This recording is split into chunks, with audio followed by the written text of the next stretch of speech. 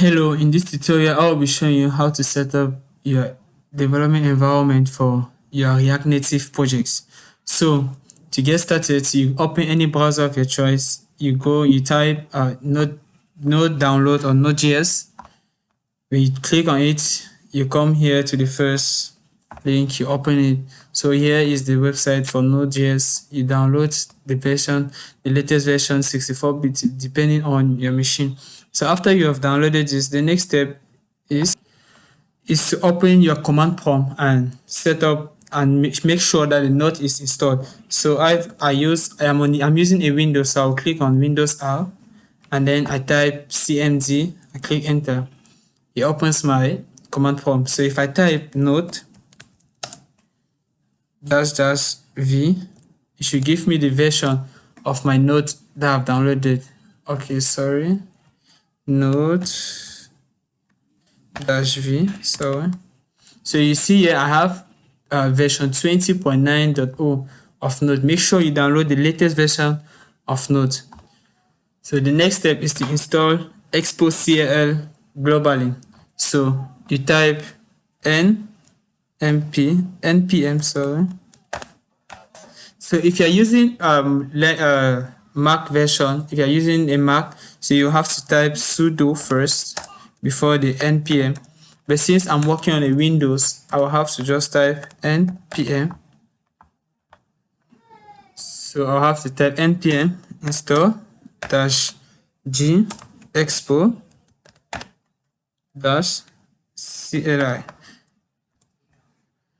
This might take a while, so I will just pause the video and continue after.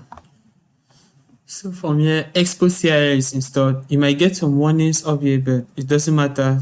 It won't disturb. So the next thing now is to install a code editor. Like I, for one, I'll be using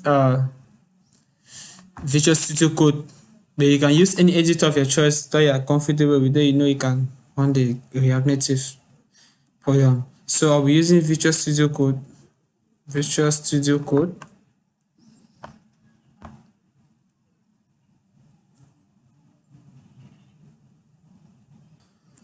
here's my Visual Studio Code. This is what I'll be using as my text editor. So you can use any one of your choice as any code editor as far as you are comfortable with, but it'll be easier if you download Visual Studio Code to edit with, because there are a lot of shortcuts in Visual Studio Code that's going to ease your work, that's going to ease everything that you'll be doing. So you can download it on the website, any browser of your choice. Now in Visual Studio Code, we have a lot of extensions that's going to make our work very easy while writing React Native code. So if you come down here to extensions, the first extension that we'll be using is React Native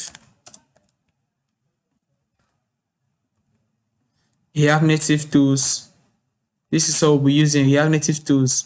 So it is for Microsoft debugging and integrated commands for React Native. So this is the first extension that we'll be downloading for React Native. As you can see, I've already installed mine. So the next is we'll be having materials. Here is it, material icon theme. So with this, it eases you with icons and that you will use for your application. If I scroll down here, you will see here are icons that you'll be needing for your material. So this material icon themes helps you with icons that you'll be using for your project. Now the next extension that we'll be using is with React Native.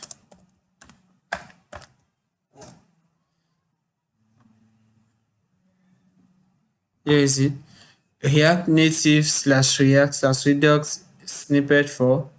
So this extension is one of the extensions that will be used for your React Native project. So basically, we have three extensions that we're going to be using for our project. So, and we also have Prettier.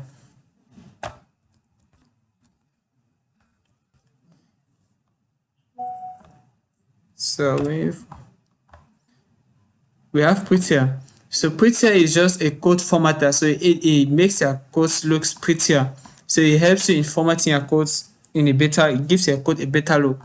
So this one is just optional. It's not for those that would love to edit their code, make their code look nice. Prettier is one of the best tools that you can use for that. So now that we've set up our development environment, let's create our first Expo project. Here in the terminal, if you type, let's type Expo init.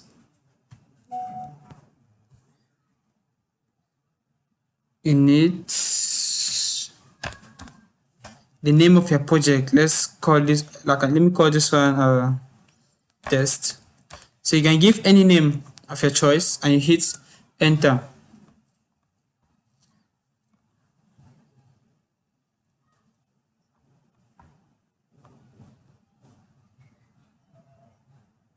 So now you have to choose a workflow for building this app. You can either choose the managed workflow or the bare workflow.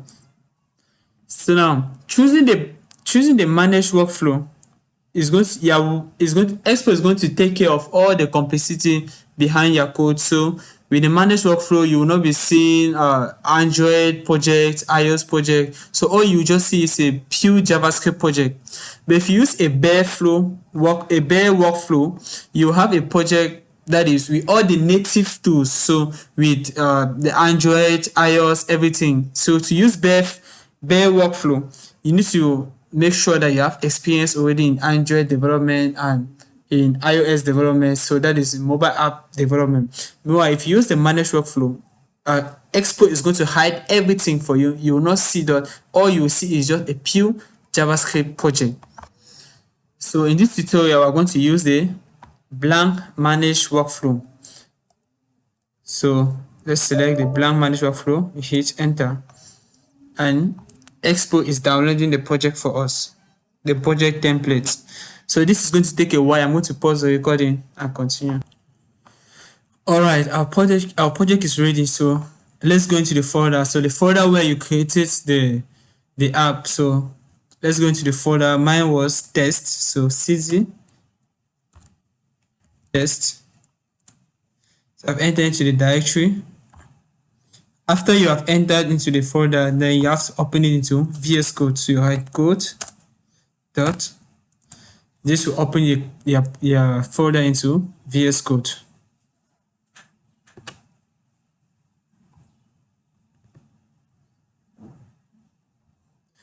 So as you can see here, this is my app that has been created, app.js. So at assets, if you open the folder assets, this is where all your images are going to be located while you are working on your program. This is where all your images will be located. So let's choose. So and here app.js, this is your application where you are doing all the coding. This is where you do it. Now, in order to run this app, you come up to the view menu, you look for terminal. Yeah, if you see here on Windows, it is Control plus inverted comma. I don't know. I think yeah, this is it. You click on it, so it opens our work on the terminal.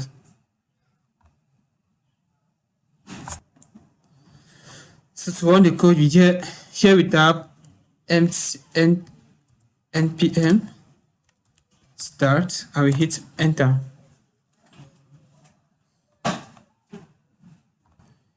As you can see how we have run the app. So if you come down to your terminal, you will see this. You can scan this on your expert go for those using Android or using the camera app for those using iOS. So now to switch to development building, you can press S to switch to development building. To open on Android, you can press A. To open on web, you can press W, and to open the box. So these are different ways in which you can run the code. And down here you see logs for your project will be appeared below. And if you can press Ctrl C to exit the program. So when you talk of logs for your project will be appeared below you. Here you will see that. So if there's any debugging problem or any problem with your app while building, so this is where you will see the problem. So now next I will show you how to run your program on an Android and on an Android simulator. So So in order to run your app on an Android simulator, you have to download Android Studio. So if you go to your browser, you come at developer.android.com. You'll be able to download Android Studio. But I have already downloaded Android Studio, so I won't be downloading it again. So you download it, and when you open Android Studio for your first time, actually I've already installed everything on my Android Studio. But if you open Android Studio for your first time, you will see the choose the you go to next, you choose the standard. So when you click on next, you will see that choose the type of setup you want for your Android Studio. So you click on standard. So if you click on standard, Android Studio is going to install all the necessary tools that you need for your project. So all the necessary tools when you click on standard. So you click on standard, you go to next. After that, you just click on next, where it will be giving you some basic tools like the theme of Android Studio, whether you want the white or the black theme. Yeah, so you just click on next there, because we will not be developing on Android Studio, so you will not really care about the theme. So when you click on next now, they will show you the excuse. So when you click on next now, they'll show you the various components that will be downloaded when you click on finish. So when you click on next, they'll show you all the various components that's going to be downloaded. So you have the SDK components, they'll give you the total download size. You have the SDK components to download, where you see the Android emulator, the Android SDK build tool, the Android SDK platform, the Intel, the SDK patch applier, and so on. So from there, so when you see those components, you then click on finish the download to start. But if you open your Android Studio for the first time and you don't see those components, don't worry. I'm going to show you how to install it in another way. Now, after you have done the installation, if you come at your new start, you will see where they'll ask you to create a new project or open a project. That's after when you have installed all the SDK components. So you see there, start a new Android Studio, open an existing project, check out projects, and so on. So you go to configure, when you click on configure, you go to the SDK manager. So if you open the SDK manager at this page, you should be able to have Android, the latest version of Android. At the time I'm recording this video, it is Android 12.0 or S under SDK platform. So you come under SDK platform, you should be able to have Android 12.0 or S installed. If you come to SDK tool, you should be able to have Android SDK build tools installed, Android emulator, Android SDK platform tool, Intel emulator. So as you can see on my own, on SDK platform tools, I don't have any Android emulator installed, so I'm going to install that. So if you come on SDK update side, here is where you can update your SDK tools from here. So if you open yours and you don't see these components selected as mine, don't worry, just select them and then you click OK. Android Studio is going to install them for you automatically. So you just click OK, Android Studio is going to install it automatically for you. As I don't have Android Studio, I don't have Android 12 installed in my machine, the latest version of Android as by the time I'm recording this video. So if I click on OK, you see Android Studio is saying confirm change, the following SDK component will be installed. So I click on OK.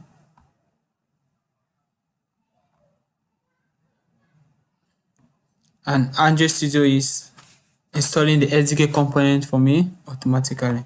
So this might take a while. I'll pause the video. So to create an Android emulator, you have to create an Android device. After, you must have downloaded your Android Studio. So you open your Android Studio. Here you will see I've already opened my Android Studio. See, I have some projects that I've already worked on it here.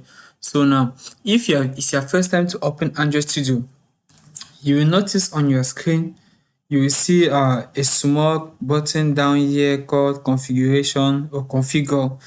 You click on it, you will see AVD management. You click there. But if you have already opened project, you have been working with your Android Studio and you don't have any Android device, any Android virtual device, so you open any project on your Android Studio, then you come to this small button here, device, where you see device manager or AVD device, you click there, this pop-up menu will come where you click on create new device. So you click on create a new virtual device. This is what is going to pop up. Now from here you choose which type of device are you creating. The category, is it a phone, a tablet, or a Wear OS, a TV, automation, and so on and so forth. So you don't want to make the choice here. So from here when you select phone, you see there are many categories or many types of phones. So you make the choice of which type of phone are you want to use. So I, for one, I will particularly choose the Pixel 3a with the one with Play Store installed on it. This is what I mostly love using working with it. So I'll go for Pixel 3a. So here you can see the resolution and the density in PS. So I'll select this, then we click on next. So when you open it, you will see they ask you to select a system image. So you can select any image in the recommended site here. So I'll usually go for this is the one I usually work with. So you can select any one of your choice, but I prefer to use this. So let's go for this, download it. So here you see Android Studio is downloading it. So this might take a while. Pause and continue. Installed successfully. So you click on finish. So next thing, as it has been installed like this, now that it's installed, let's click on next. Now here you have to give your Android device a name. So I will just allow the default name given. We give the type of device and the type of connection. So let's click on finish. And now our Android device has been created. So if you see here, you will see our Android device has been created. In order to connect your Visual Studio Code to your GitHub account, so you have to come to GitHub to Visual Studio Code. Here extensions, you type GitHub. This is what you will see. So you come, you download GitHub code space. You download to GitHub pull requests and issues, and then you download GitHub repositories. So with these extensions, it will permit you to create a repository, push, pull, and commit using Visual Studio Code to your GitHub account. So you come to Google or to any browser of your choice. You create a GitHub account. Here, this is my GitHub account I'm using. So I will create a repository using Visual Studio, and I will push a work through Visual Studio to the GitHub account. So now after you have downloaded all the extensions, what next to do is to log into your GitHub account. So you have to connect the GitHub that you have downloaded here with your GitHub accounts that you've created. So to do so, you will come to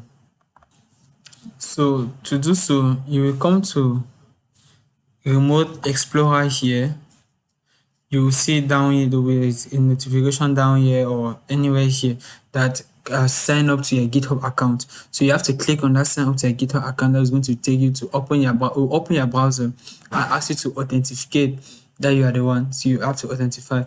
So after linking your GitHub account to the VS Code here, now next thing you will see there will be create code space, open repository, and so on. So you will come down here, you will see an icon there, icon of GitHub, icon like this. You click on it like here that says you have not signed in with GitHub. Okay, let me just go on and sign in with my GitHub account. Let me sign into my GitHub account. The extension GitHub pull request wants to log in. So using GitHub, allow. If you see here, GitHub authentication.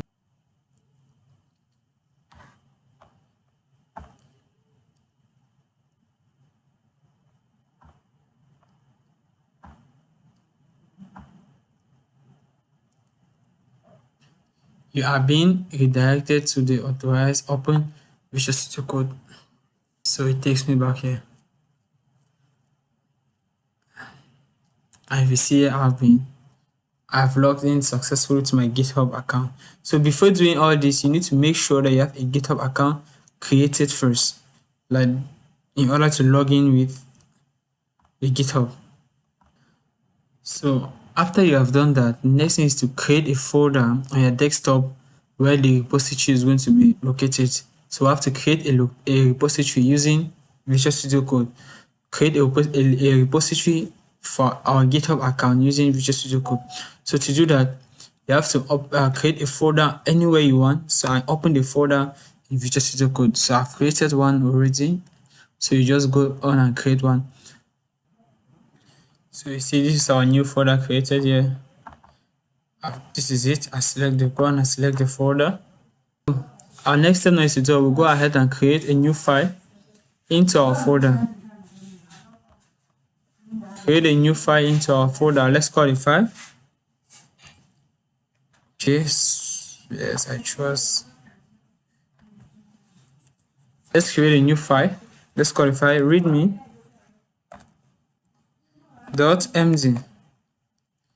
And we save. In readme.save, let's write some text inside. Okay.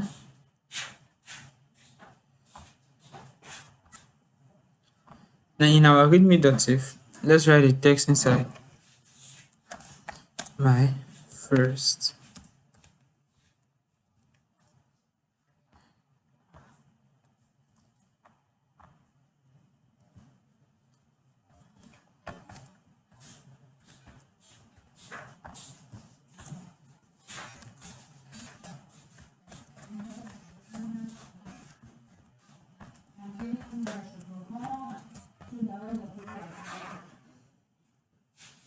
and let's go ahead and save it. So now this is our file created. We have saved it. Control S.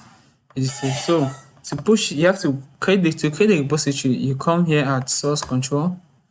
You see there push to GitHub. So when you click on push to GitHub, you have to name it publish to GitHub private repository or GitHub public repository. To click on public repository, select which file should be included to the repository. So this is what we want to send to our repository.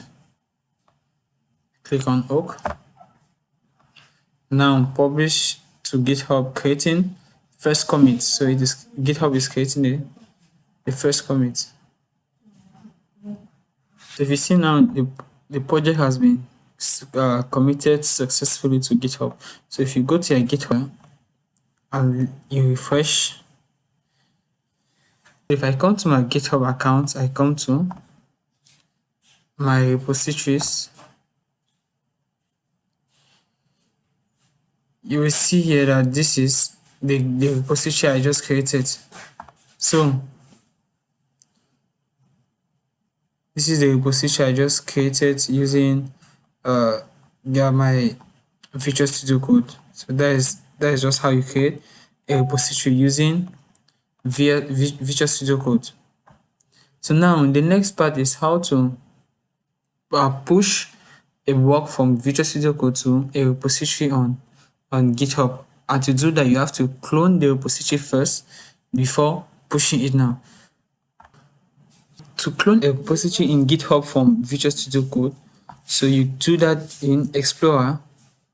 So let me first close this folder. Now to clone a repository from GitHub, you come to the GitHub account, you come to code, you copy the URL, you copy it, you come to Visual Studio Code.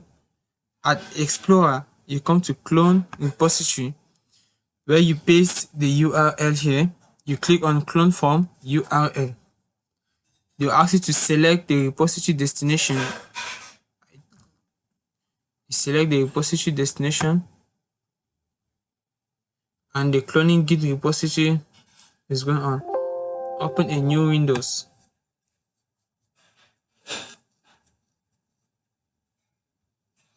Now you notice that this is our repository that we have cloned. You see inside you will have readme.mnd, we have test.html. Let's create a new file inside.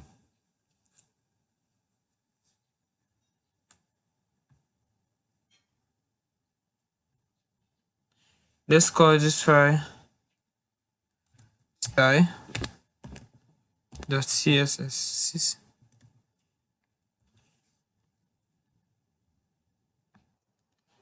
So this is our file.css. Now, if we come to source control, you will see at style.css, you will see there is a U here. This U means untracked, so it has never been added to our GitHub repository. So if I click to this plus sign, the U will change to an A, which is it has been added. The index has been added. So now, to continue, you click on commit. Here is to commit a file to the GitHub. Now you enter the GitHub message. Let's call this add it. Click here, save. Now here to push a document, because when you just commit, it has never been added to your GitHub account, your repository. So to push, if you click here, you will see push, but the best option is to click on sync changes, because if you click on sync changes, it's going to pull and push and commit one time. So if you click on sync changes, they say this action will push, pull, and commit from and to the origin. So if you click on OK,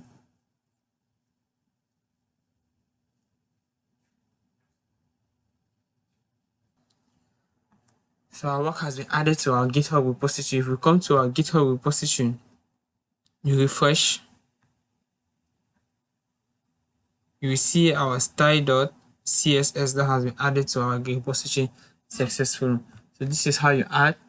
This is how you will commit, clone, push using Visual Studio Code.